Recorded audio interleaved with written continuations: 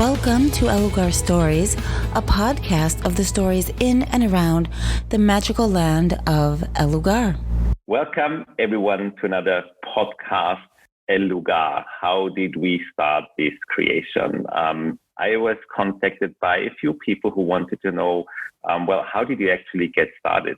A woman from Canada reached out to us and said she has this beautiful piece of land and she heard about Lugar and she was wondering what else is possible with her land. And she said, well, I don't know where to start and how to start. Can you give me more information? And then I said, well, I wasn't involved from the beginning of the project, but I know someone who was and who will for sure give us an insight how it all started from the business side as well.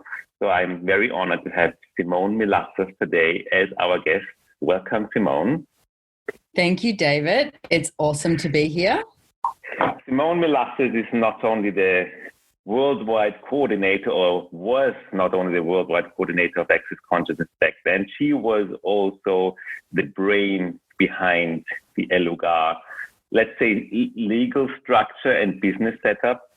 Having an idea of creating something awesome was there, of course, but she was the one who developed the basic idea of how we could set it up.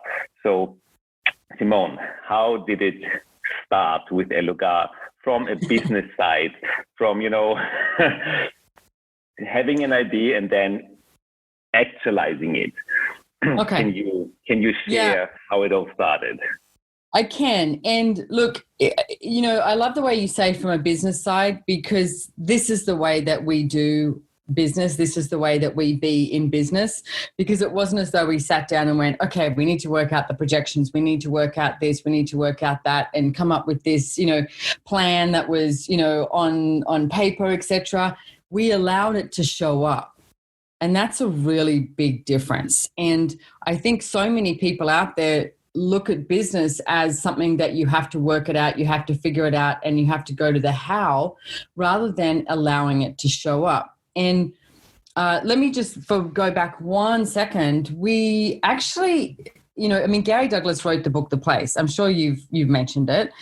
He wrote the book, The Place, which I was lucky enough to travel around the world with him when he was writing it. And I remember one hotel room, and we had much smaller hotel rooms at that stage, David. It's like you chose to come in at a much better time. And Dane and I are sitting on this bed in the hotel room because there's no seats, that's how small the hotel rooms are.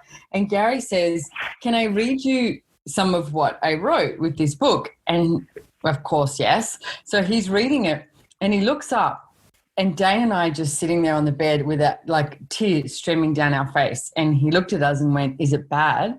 And we went, no, it's brilliant. And this is the way I'd like to see the world.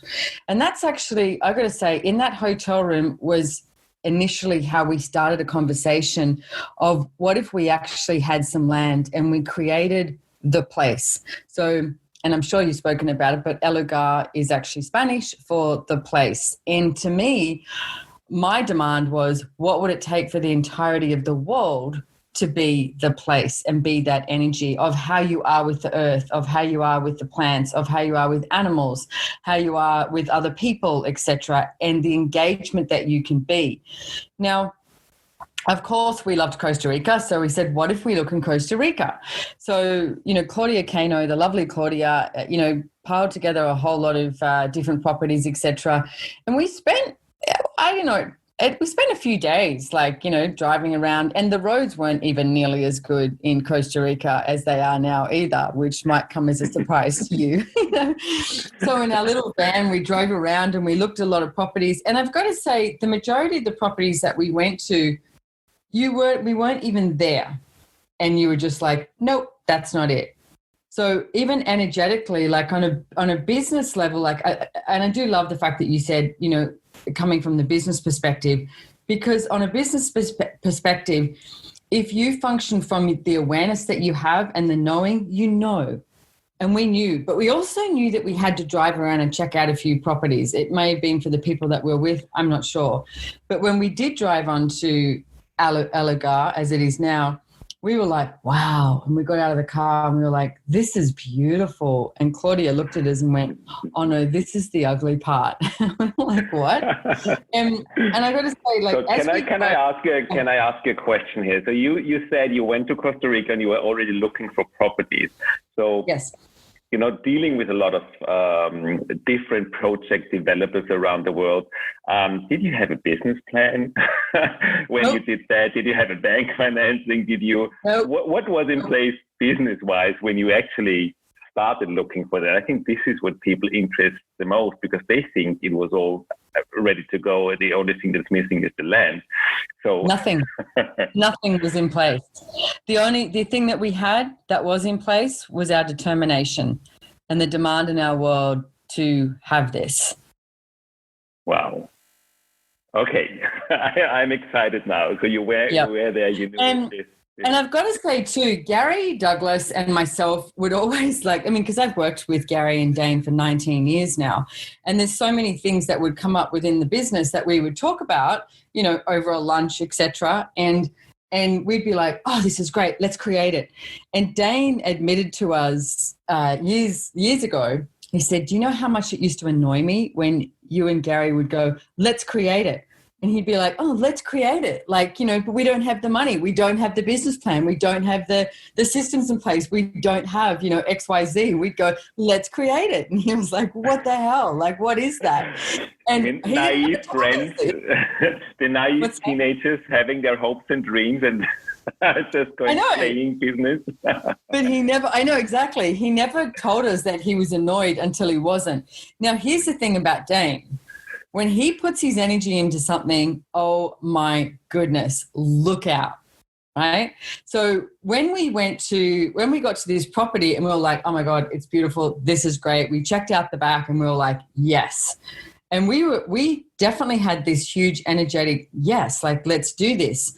Now, Dane did at that stage go to what most people would do is we don't have the money, we don't have the finance, we don't have the business plan. Like, how can we just say yes, And Gary is a superb, amazing, phenomenal leader in when he says yes to it. It's so much the energy of what I knew was possible in business, and yet nobody else was doing that. It was never acknowledged. So when Gary functions like that, it opened up something in my world, in the business reality, just to go, yes, this is actually possible. Like, we don't have to function as per this reality. So, but here's the thing. At the beginning, Dane was sort of like, the money's not in the bank. How are we going to say yes, etc. And we said yes, and we started, looking at prices and negotiating, and still, nothing in our world is like, we don't have the money, we don't have the finance. And Dane was still a little hesitant. And then we went riding our horses across our Lugar. And Dane, I think it was an October of one year, and Dane looked at us and just went, guess what we're getting for Christmas? And it was so cool because the energy of how we were going to create this working changed with Dane having his energy in there too. It's like, and so you notice how I'm not saying that we sat down and we met up with, financial advisors or anything like that. The initial, choice was, yes, let's do this. So it started with a choice, a simple yes. Yeah, absolutely. And then David, thank God for you. You come along and you start to sort out our yes into, but you're part of the yes. Like, that's what I get is if we say yes, and then also at one stage we negotiated a price with the owners, and we were going ahead with some finances, and it didn't show up the way we thought it would. So we actually said to the people who own the property, look, we're really sorry, we can't do this in the time span that you gave us. Go ahead and sell the property to someone else. And by this stage, they'd met us quite a few times, and they looked at us and said, look, the property's yours. It's waiting for you. What if we renegotiate and look at something different? So we ended up renegotiating a higher price, but over a longer period of time. And, this is, where David Kubis comes in too and contributed and assisted in us in creating what that looks like. And I remember when Gary asked me if I could actually take a look at the legal structure. And I remember there was an event in South Africa, and then another big change occurred in the Lugar project, because I think you sat down with the guy in South Africa because you liked what he did in his resort. So can you talk about, because now for everyone, it's like, okay, you have the investors and we have the timeshare, they are part of the business. It all seems so, okay, this was the basic idea, but it wasn't. It actually came after that, after you said, okay, let's do it, let's build it. Then you kept going. It wasn't still in place, but then you met this guy in South Africa. Yeah, I met this, he was an amazing man, actually. And I was going to do a site inspection at a resort in South Africa. And it's so beautifully set up and just like, wonderful. It's in a, what do you call it? A reserve. It's in the middle of a reserve. And so we went to do a site inspection. And of course, when I'm there, I'm walking around, riding a bike, I'm getting a golf cart. Like, how can I see the most of this place so that we can utilize it for when we're going to do an event there? And what I started noticing was the way they had set it up. And they also had sales of the places there too. So let me backtrack for a second, because I thought it was brilliant the way he'd set it up. And I asked if I could talk to the owner. And he was really sweet, and he said yes. He said, I have I think it was 20 minutes or something, I can meet with you. So we sat down with myself and Jonas Svensson, who we also work with, and Jonas and I were walking around talking about the possibilities of what we could do. And we ended up talking to him for about 2 hours. Like, you could tell that he was also interested in us as well. But he was an orphan in South Africa. He was a white man, South African, an orphan. And he stayed at the orphanage until you're no longer allowed to stay there, which I think is 15 or something. And then when he left the orphanage, just had a little backpack sort of thing and went to create his life. He'd been educated in this orphan, and he knew that he wanted to create something greater. And so he ended up, putting himself through school. He got a law degree. He owned an IT company. He loved animals way more than people. And then he wanted to create something in this reserve. Like, he wanted to be able to live around where the animals were, but he also didn't have the funding to do it. Same thing. So he looked at it, and he actually paid these architects to go out and, draw up everything and which we've all been there, done that. It's like, I've paid architects extraordinary, amounts of money on the house that I was building. And because you go, oh, they are the ones that know. What ended up happening was his wife said, I know what we can build.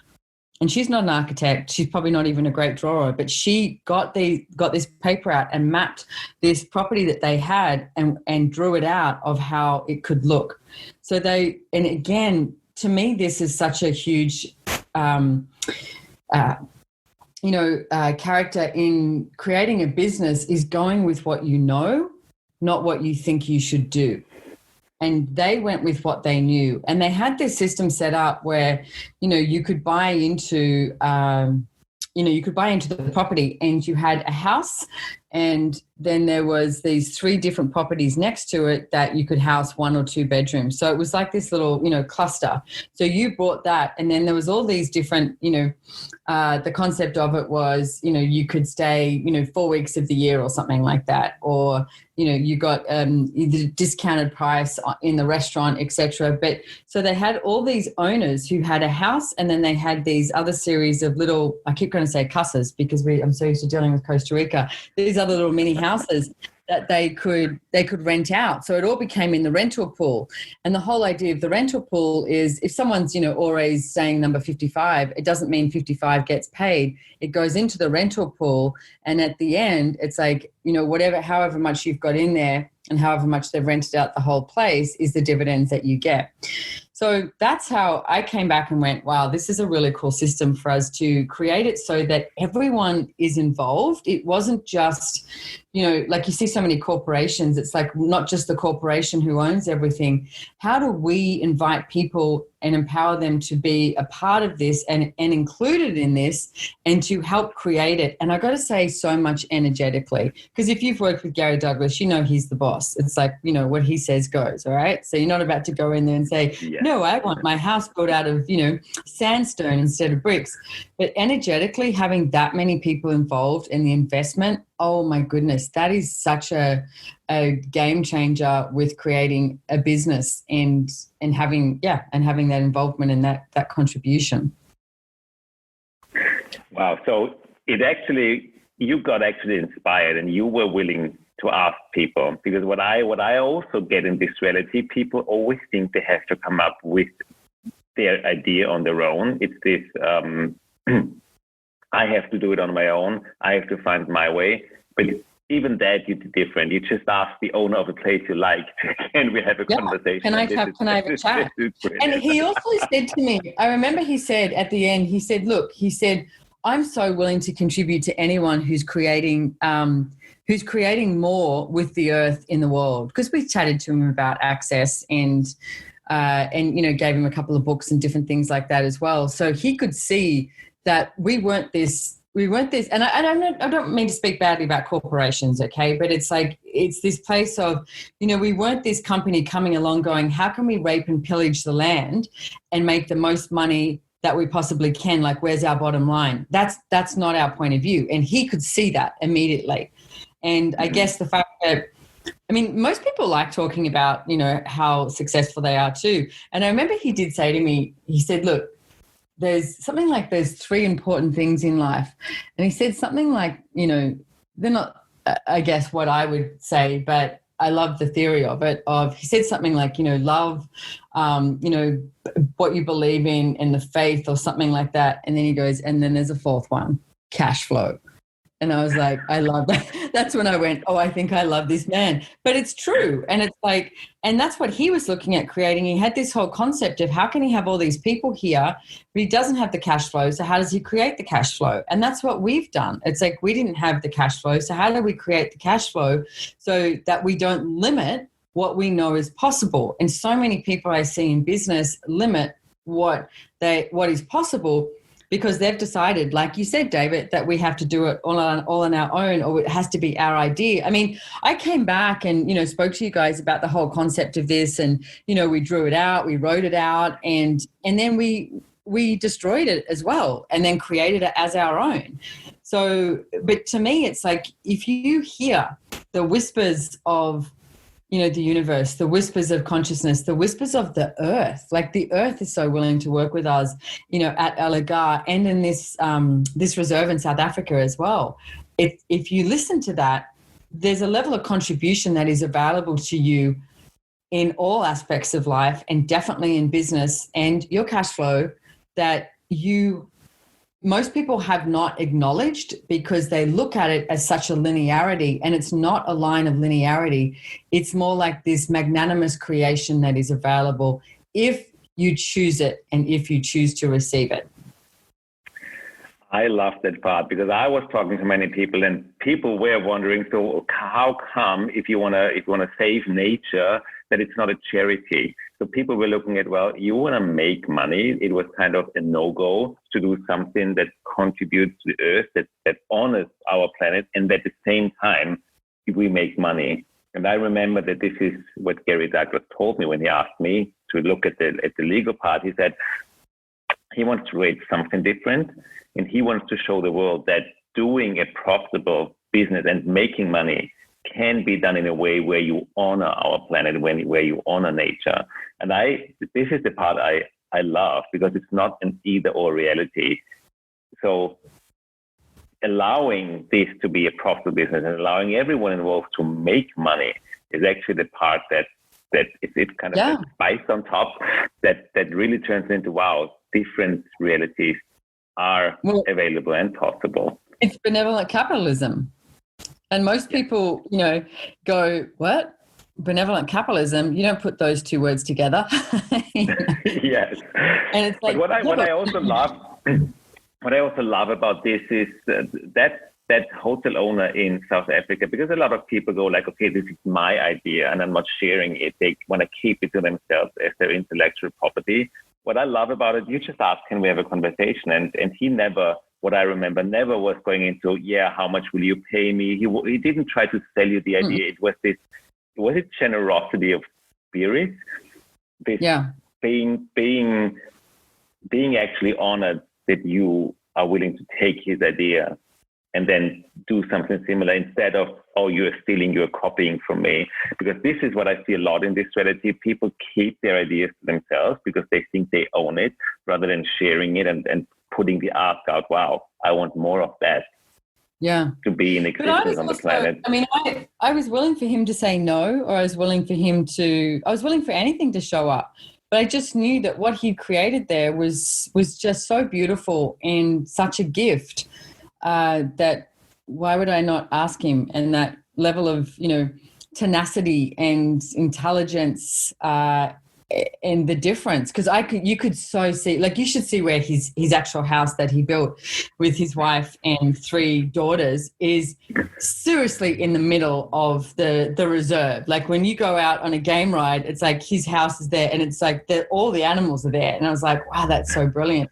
So he's going to be some sort of different person, and his willingness to receive and also to gift and contribute. And David, what if we were all like that in the world? What if we were all willing to be that generosity of spirit and that gifting that we can be? And here's the thing, it's like we gift, and as we gift, we receive so much more.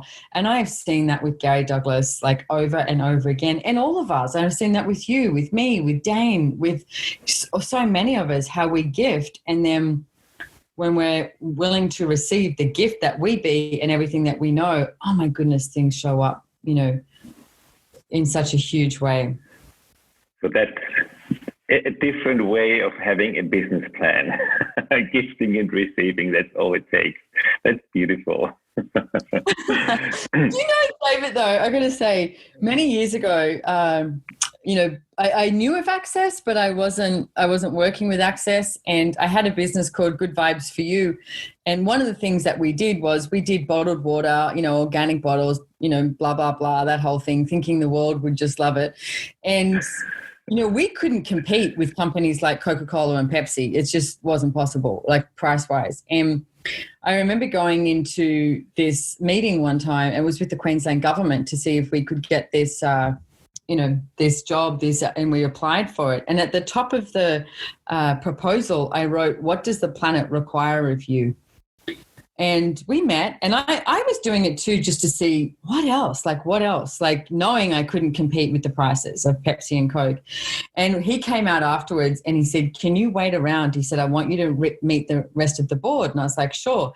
We ended up getting the job. And he said, look, one of the stipulations that we had was that the company was looking at the environment and how we can be with that. And he said, I know you can't beat the price of Coke and Pepsi, but you guys were so much more willing to have a look at the impact that you have on the world with your product. And he said, so we'd like to work with you. And it was like, great. And it's like, so what if you didn't go to this place of that something's not going to work out because you're too small, or because you haven't got the right something, or the budget, or whatever? What if you actually were in question with business to such a degree that you allow yourself to receive more possibilities every single moment? That's beautiful. And it works, because I remember we put the papers together, and of course we had to have some legal agreements as well. And I remember it took us, I think, 3 weeks, and we had the first 10 investors just choosing it. And back then we didn't have, we just had a hand-drawn map of how it may look like. And I remember when we said, okay, the investors, they can choose the location of their houses. Of course, it ended up completely different. Completely different, completely different. But they were in. They just knew, okay, we are part of it. And that's how it all got started. And now, like 3 years later, we have 101 investors already, and they all have their own story, and they all started receiving from Lugar just by being part of it and being part of that creation.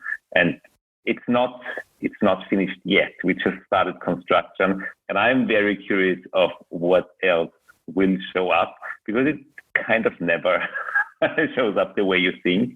But allowing that to happen, it's actually the beauty of the project, knowing or having in mind what you want to create, and then not freaking out when things kind of, okay, well, that doesn't work. Let's do something else. So that's also a part. Can you talk about how you dealt with these situations when you found out, okay, that doesn't really work, or we can't do that? I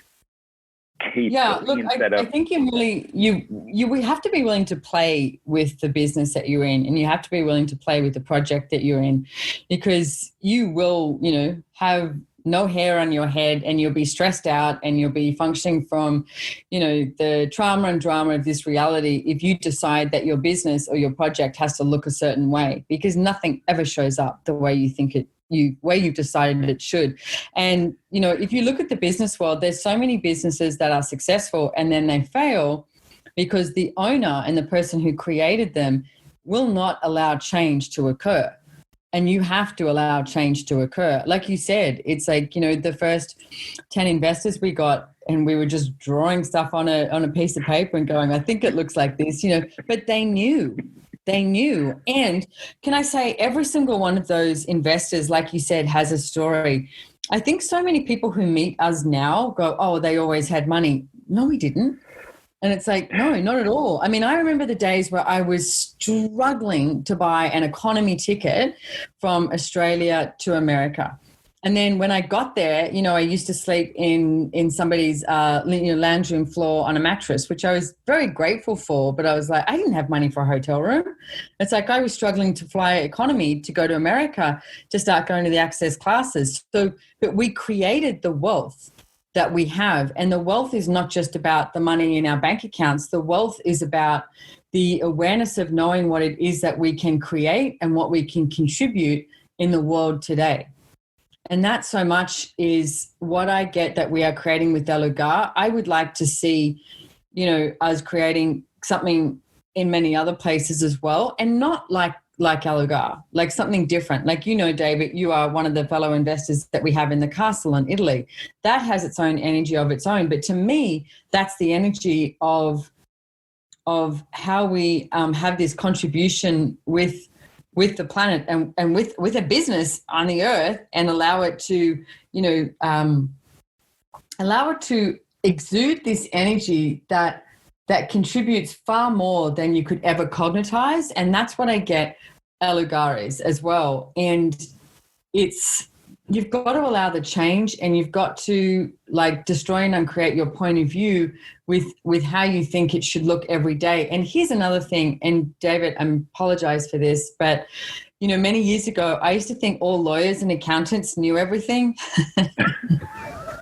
But we don't have to change that. And then I realized, no, they don't. And that's the thing in your business, when you're listening to people, like you've got, just because someone's gone to, a school and studied architecture, or they've studied law, or they've studied finance or accountancy, doesn't mean that they know more than what you know. Here's the thing that everyone has listening to this. You have your awareness, and nobody can take that away. And you listen to someone talking, and you'll notice those pings that you go, oh, what's that? And you may not even know the word. It might not know the meaning or how something works, but if it pings, don't be afraid to ask a question of someone. It's like you're not showing that you're stupid or you're an idiot. You're actually showing a level of intelligence by going, hey, I don't know much about that. Can you give me some more information? I didn't study law. I didn't study finance. I didn't study all these things. So who can I get this information from that would allow this business to show up with a hell of a lot more ease, joy, and glory, is the way I would look at it. Well, thank you so much for this. And I remember when I met you and we started this project, I was like, wow, there is just a no doesn't exist and wrong doesn't exist, because you always said, okay, so what else can we do here? Let's put our heads together. Let's look at it. So for me, coming from the corporate world, from finance, project development in this reality, everything was about whose fault was it? Why did it went wrong? And always going into it, it's diverting from the plan. And then there was you and that project where everything was, okay, well, then what else? Well, and two of my favorite questions is, what's right about this I'm not getting? And what's right about me I'm not getting? because so many times in business, people go, oh, I didn't show up, or we didn't get the funding, or we didn't do it. And it's like, okay, cool. So relax, just allow yourself to breathe and ask a question. What's right about this I'm not getting? Like, what other possibilities are available that we've not yet asked for? And I love it when you talk about that too, David, with our, discussions and creation. Because if you're listening to this and you've been to an Access class and you'll hear Gary talk about how we go to lunches and we do business all the time, we do. I said to him today, I really want to go to lunch with you. But it's not just to eat great food. It's like, we don't have our meetings in a boardroom. We have our meetings over great food, great wine, champagne, whatever it is, and we extrapolate. And we don't make it about, oh, whose idea was this, or, who's the brilliant one, or who was wrong, or who didn't do something. It's like, no, what do we all know? Because every single person has a different awareness. And if you gather all that awareness together, oh my goodness, the world can explode.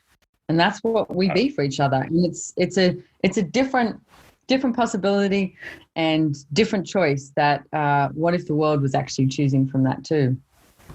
Wow, that's beautiful. And it's just such a gift to be part of that project. And now as we started construction, people think it was all planned out. So thank you so much for this insight on how it all started. So last question, once a Lugar is finished and you go there, what will be the first thing you do when you arrive?